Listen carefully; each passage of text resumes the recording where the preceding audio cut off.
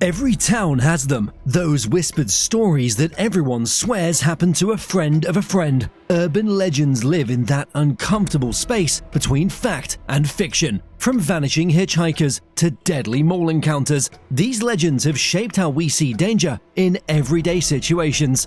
Get ready to explore the urban legends that have terrified people for decades, the ones that make you double-check locked doors and think twice about helping strangers.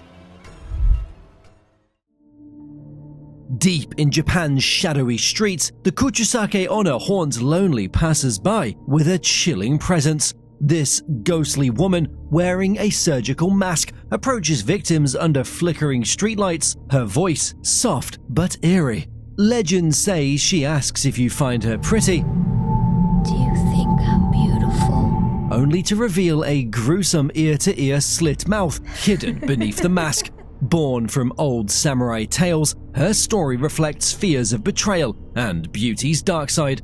If you answer wrong, her scissors carve a grim fate, matching her mutilated face. Clever people escape by tossing candy or giving vague replies, slipping away like a thief in the night. Kids and adults alike whisper her tale, passing it down through generations in hushed tones. The fear lingers because she could appear anywhere, blending into modern crowds with chilling ease. Cropsey hides in the shadows of Staten Island folklore, a boogeyman born from real tragedy and childhood fears. The legend tells of a deranged man who escaped from a mental institution, hiding in the abandoned Willowbrook State School, where he kidnaps children who wander too far into the woods.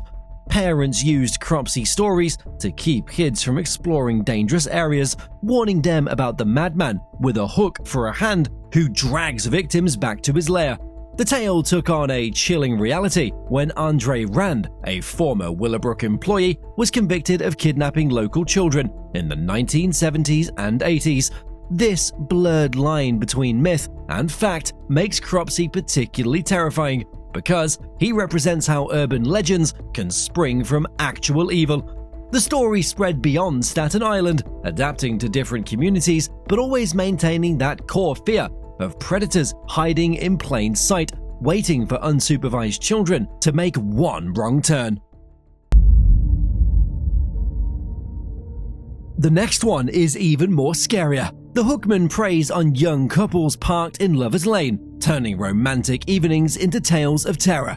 This classic urban legend tells of an escaped mental patient with a hook for a hand who stalks teenagers in secluded spots.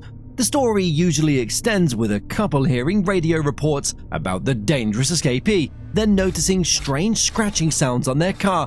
When they finally drive away in panic, they discover a bloody hook hanging from the door handle where the madman tried to break in. Parents have been sharing this cautionary tale for decades to warn kids about the dangers of parking in isolated areas late at night.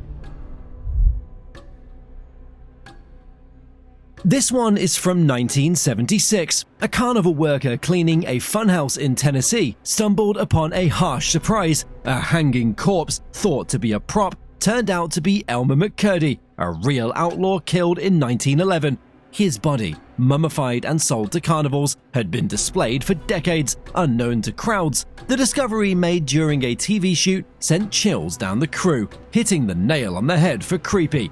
People had laughed near a real corpse, mistaking death for a cheap thrill.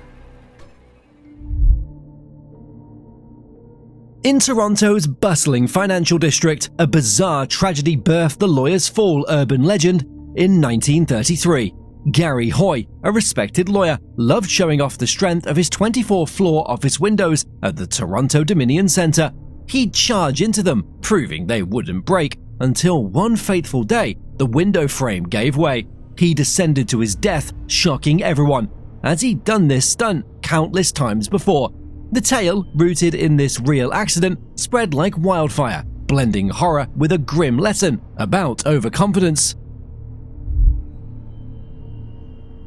Late at night, a teenage babysitter lounges on the couch, the children tucked safely in bed upstairs. The phone rings, cutting through the silence. A man's voice, low and strange, asks, "Have you checked the children?" She hangs up, thinking it's a prank. Minutes later, the phone rings again. Same voice, same question. Her unease deepens. The TV hums in the background, but every creak in the house now feels louder. A floorboard groans from above. She grips the receiver tighter, her hands damp with sweat. Finally, she calls the police. They promise to trace the next call. When it comes, the voice returns, chilling and calm. After a few seconds, the phone company calls her back. The calls are coming from inside the house. The story first spread in the 1960s when home invasions were becoming more common and fears about personal safety grew. Its terror lies in the twist. Danger isn't outside trying to get in, it's already there. Would you check upstairs? The real horror begins when you realize you probably wouldn't. In the still of a fog-covered forest, the trees stand like watchmen, silent and cold. A teenager wanders through, clutching their phone, the signal flickering in and out. The air feels heavier with every step. In the distance, just beyond the mist, a tall shadow stays too still, too long. No face, no eyes, but it's looking. They don't run, not yet. Slenderman doesn't chase, he waits. Created online in 2009, he was just a photo edit at first, faceless and clean in a black suit. But the story spreads fast, twisted and growing in dark corners of the internet. He became the monster of late-night scrolling, whispering into the minds of the already uneasy. In 2014, 2 girls in Wisconsin claimed he made them do it, blurring myth and madness. Do you think Slenderman could be real? Some kids already do. Late at night in a quiet Chicago suburb, a chilling tale unfolded in 1982 that still haunts folks today. 3 women living in different homes died suddenly after taking Tylenol from their medical cabinets. Tests revealed the pills were laced with cyanide, a poison slipped in by an unknown killer who tampered with bottles on store shelves. The case, now dubbed the Chicago Tylenol murders, sparked nationwide panic and changed how medicines are packaged. Nobody was ever caught, leaving a shadow over every bottle. This real horror, born out of the blue, hit the nail on the head for fear of everyday dangers. People now double-check their pills, shaken by a killer who turned a simple headache remedy into a deadly trap. This one is even creepier than the previous one. In the 1920s, a shiny Ford Model T became known as the Death Car in small-town Ohio, carrying a grim tale. A young couple, out for a romantic drive, crashed into a ravine, dying instantly in a high-spirited wreck. The car, eerily intact, was sold to new owners, but each one met a tragic end: accidents, suicides, or strange illnesses. Locals swore the vehicle was cursed, bringing doom to anyone who drove it. By the 1930s, the car vanished, but its legend stuck like glue. Residents claimed it reappeared on lonely roads, headlights glowing with no driver in sight. This real-life horror, rooted in a string of true tragedies, hits the nail on the head for fear of cursed objects. At number 1, we have the headless driver.